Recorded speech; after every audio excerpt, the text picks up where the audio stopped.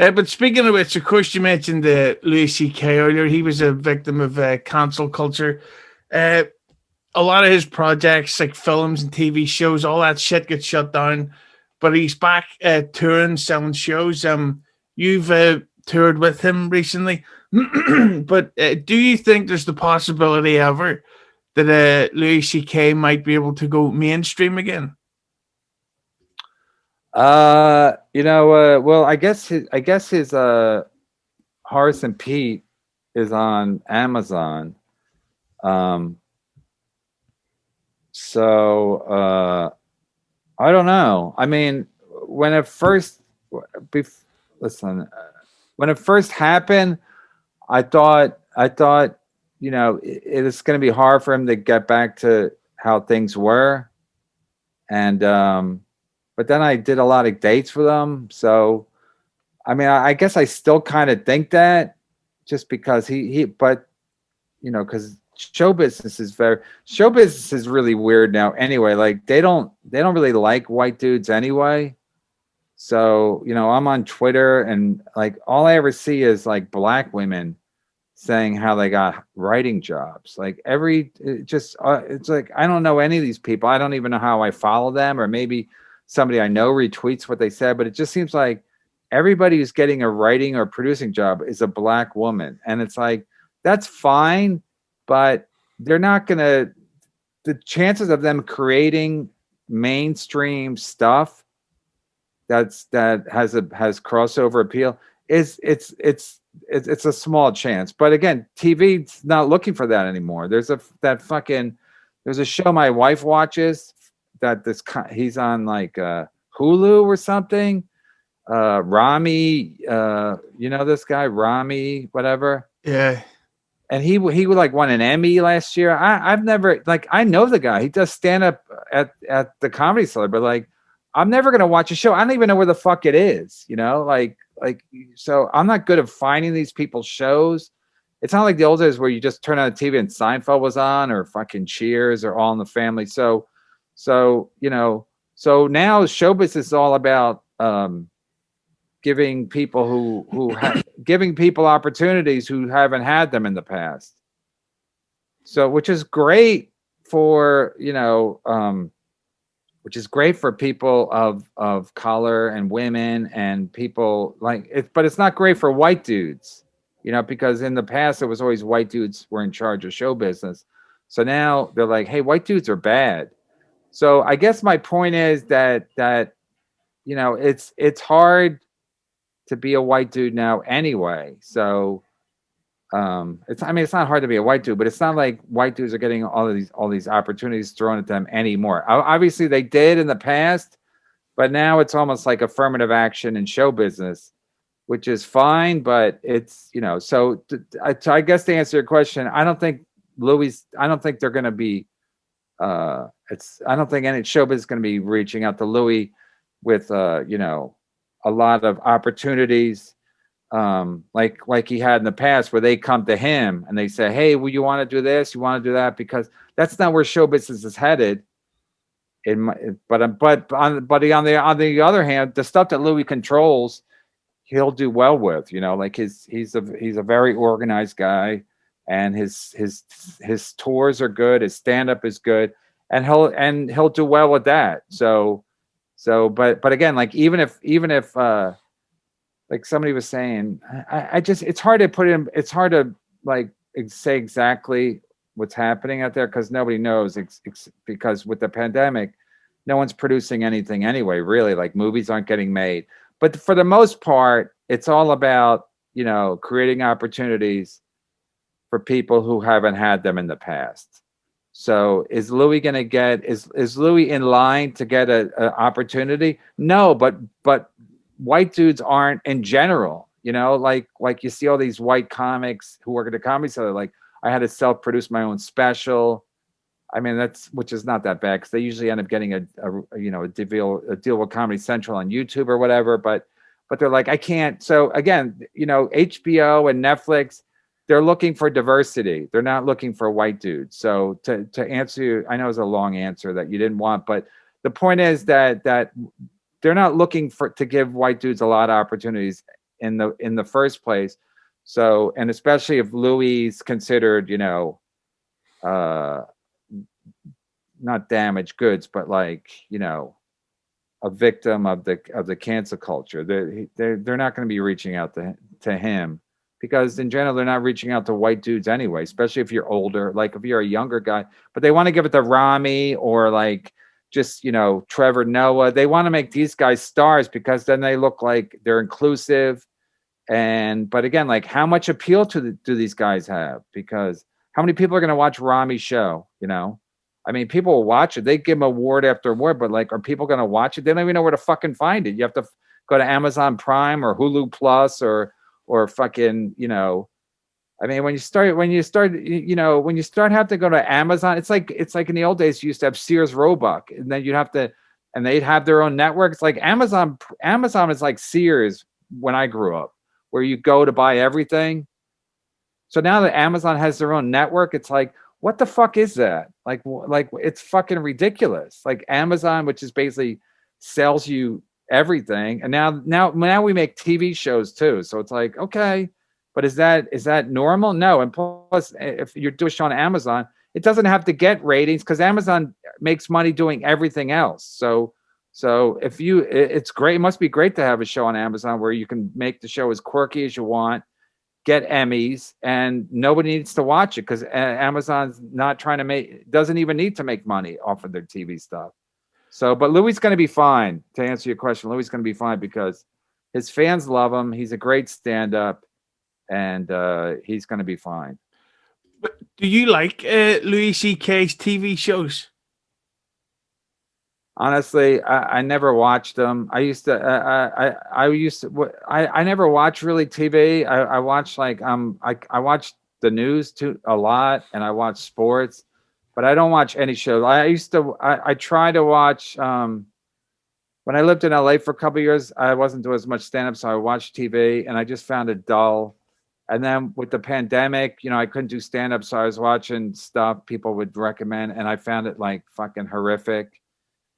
Even the shit people like, what's that show with Jason Bateman, or it's on Netflix. The Ozark. Yeah, Ozark. And I'm like, this is fucking garbage. And people like Joe Rogan's like, he tweeted like, oh, this is amazing television. I was like, it's absolute fucking garbage. So to answer your question, like I never really was like a big TV guy. I just mostly because I worked at night, it's doing stand up. I never got caught up in like, but my wife loved Louis' show. She said it was like amazing. His FX show, she said it was amazing. And she watches a lot of TV. She makes up for me what I don't want. But she wanted to meet him, because I kept doing gigs with him. And so she said, she's like, she goes, I want to meet Louis. So I told Louis that. I go, my wife wants to meet you. And he goes, what do you mean? I said, like, just meet her at fucking Dunkin' Donuts or something. We could just, 15 minutes. And he goes, well, bring her to a show. And so I brought her to a show like in New Jersey here where I live near whatever, it doesn't matter where, but and it was right before it was funny because it was right before it worked out good. Actually, my wife helped me because I wasn't even on that. Wasn't supposed to be on that date, but it was close to my house. So Louis goes, well, bring her to the show in New Brunswick, New Jersey. So I said, okay. So I did that show. And then after the show, like Louis met my wife, and my wife was all excited, whatever. Because no, I mean, the FX show, she said it's like one of her favorite shows of all time. So anyway, so she was nice to him. She told him how great it was and everything. So he was probably happy about that. But anyway, then he says after the show, I was thanking him for meeting my wife and putting me on the show so he could meet her. And then he goes, well, he goes, what are you doing this weekend? I said, well, I just have spots in New York. And he said, well, yeah, because I might need you in Washington. So that's when he ended up taping his special because this is in like the beginning of March of 2020. And then he was supposed to, he was going to tape the special like in April in Boston. So, but he was like, he didn't like what was happening with the COVID, he was trying to figure out if if April was even going to be feasible, because things weren't shutting down yet, but things were starting to, like, they canceled um not Lollapalooza. What's that thing they do in the California desert? It's like a big fucking, Coachella. yeah, Coachella had just been canceled. So that week. And then so Louis think, I guess Louis thought was like, I better fucking, so then he had shows in Washington DC. So he asked me, he's doing the shows Saturday and Sunday of that week, the first week of March 2020. So he said he had people on the shows already booked, but then I think he probably wanted somebody who was like, he knew better, because I think it just makes him feel comfortable. So, because when you're doing a special, you're fucking, you worry about everything. So I think he just, the other people he had on the show, they were good, but I think because even when he brought me down there, they were like, oh, we probably wanted you down here. They said it to me, the other comics, they're like, he probably wanted you down here because you're one of his boys, as they called it. You're one of his boys. Because I did do a lot. I mean, me and Louis were never that tight, but I did do a lot of dates with him when he came back from his hiatus. So then. So he did Saturday and Sunday, and with a television crew, which was last minute. He taped it, and literally he taped it for Saturday and Sunday, and literally that week everything got shut down. Like, they canceled the NBA, the college basketball tournament got canceled. Like, so his timing was like so perfect, because he just was like, let me just do this in case. He thought he could still do it maybe in April if he had to in Boston, but he's like, let me just get this one in the bank, and then we'll figure it out from there. And then if he didn't tape it that weekend, it was never going to be taped in front of a full crowd. And he didn't get lucky, but he got very smart, because then if he tapes it after COVID, he's got to do all the COVID jokes. So because he didn't, he could release it. He released it like about a month later, and there was no COVID jokes. So it was kind of like, it was kind of nice, because there was no COVID jokes, even though COVID had already started, so it was just kind of like a throwback thing. So what do you think is the realistic possibilities that Louis CK would be on Misery Loves Company? Because he did that fucking Joe List podcast a couple of weeks ago. How did you listen to it? No, because it's a Joe List podcast. Yeah, but him and Joe List are very good friends. So it's like I don't, it would be like Joe List and Louis are like me and Chad at this point. Like, I've only known Chad for a couple of years, but like, I do a lot of shows with Chad now. Like, we're doing something on Sirius satellite radio. Like, we're doing our albums together. So like, Louis more friendly than I am. So if I was more friendly, me and Chad would be friends, but as it is, we're just business associates. But I talk to Chad, and like, whatever. So we're like friendly. So but Joe List and Louis are very friendly, is my point. So I'm not as friendly with Louis as Joe List is. And so Chad actually said, oh, you should ask Louis to be on your podcast. And because he's doing Joe List's show. And I was like, yeah, but if I ask Louis, I know he's going to say no. I mean, it's harder. It's easier for Joe List to ask him, because they probably talk all the time.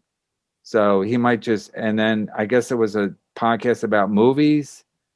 And then he can just ask, he can just say, they can just say in conversation. Louis might have said, hey, maybe I'll do your podcast, because Louis doesn't want to talk about any bullshit. So I was going to actually ask him to do, me and Chad and Ken Mosca were doing a podcast about football. So at one point in October, me and Louis and another comic, we went to Baltimore, and then we were supposed to go to Cleveland, but Cleveland got canceled because it was really spiking in Ohio. So, but I told Chad, I said I was going to ask Louis, because we're going to have like 3 or 4 days off in between Baltimore and Cleveland, or at least 2 days off. So I was going to ask Louis to do that podcast, because then it would just be talking football, because I know what Louis doesn't. I know the fans want want, if you do a podcast with Louis, they would want you to ask Louis like personal stuff, and Louis doesn't want to talk about it.